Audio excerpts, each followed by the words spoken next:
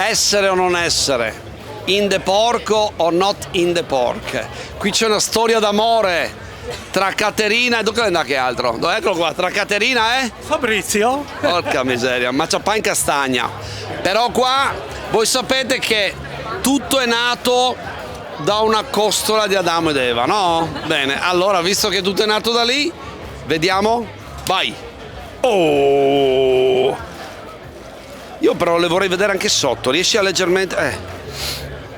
Allora, tecnicamente devo dire che quelle che ho visto prima si erano ritirate di più, probabilmente perché aveva una cottura un po' più lunga. Queste hanno mantenuto invece l'omogeneità, anche se le prime si sono ritirate. Sarà un bel confronto capire quale delle due stacca l'ossicino di Costoleccio più velocemente e la succosità, perché è fondamentale. Ricordiamoci che, come avete potuto notare, questa tecnica di cottura implica cucinare la cartucciera sempre intera, mai tagliarla a pezzetti.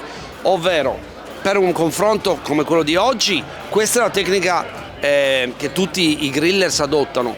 Io amo anche spesso cucinarla in mezzo, perché? Perché in mezzo resta più rosea, resta un po' meno cotta, perché ovviamente al di là della temperatura lunga, però questo è un concetto basilare. La cotture lunghe è una tecnica più che altro americana, no? Americana. L'italiano invece taglia, cucina e magna. Bravi!